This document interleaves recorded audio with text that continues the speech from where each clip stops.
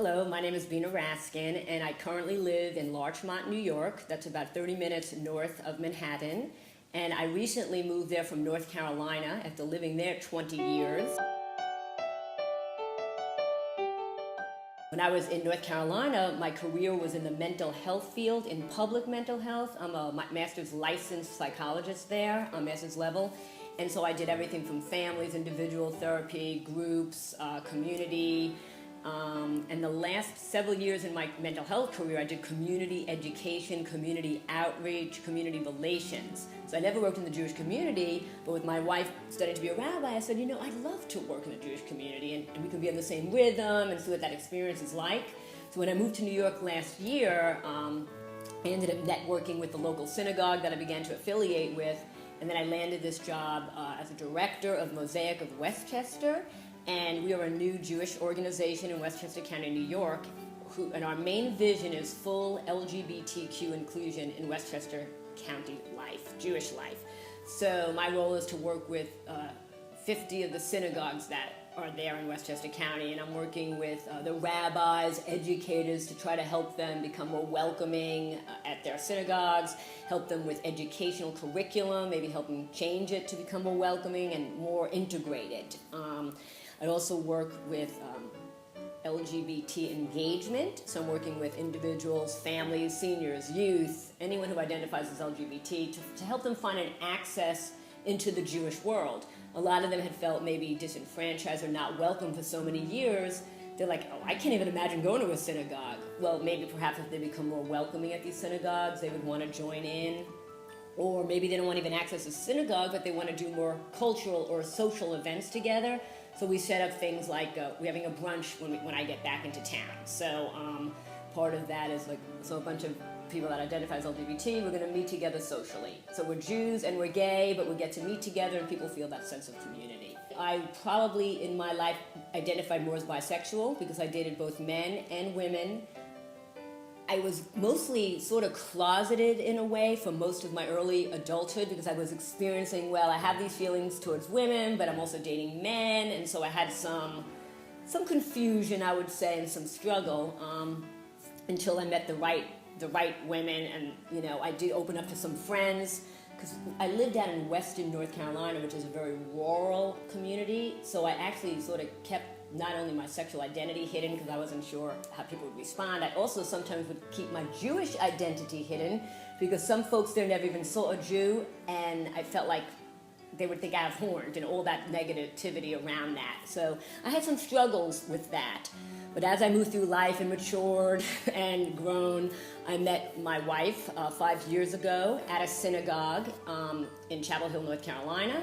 And so once I met her and we decided that we knew we were right for each other, I then shared with my family my whole identity, and everyone was so excited for me and supportive, and just they wanted me to find love, really. They didn't care if it was with a man, a woman, they just wanted me to be happy.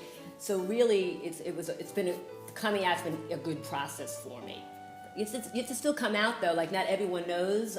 For example, I had friends out in Long Island that I grew up with. They didn't know, and when I came out to them, even only a year ago, because they're my childhood friends, they were supportive and loving and embracing. So it's a process. I first became aware of a wider bridge actually was this past summer through my work with Mosaic of Westchester, their local program director, Joseph Kunin, and he had mentioned the Israeli trip. And he said, if you know anyone, please let people know. And as he was talking, I'm like, wait a minute, I want to go. So at first I thought about me. I thought about personally, for my personal journey, I would love to really integrate my Jewish identity with my lesbian identity, integrate them both together. And I thought, what a great place to do that, but in Israel. I get to learn about what's going on there, and that's hence more of my work hat. But at the same time, I get to experience all of me, to really integrate both my identities, just to be a whole within myself. And so then really I can carry that forward. So that's really what drew me. Once he spoke to me about it, I'm like, oh my God, I gotta do this. So I think by the end of July, I already said I'm going. And then when I told my founding chair of Mosaic of Westchester that I was going, she's like, oh my God, that's awesome. And maybe we could figure out ways to collaborate with them, with the work you're doing. So really, it's a perfect fit.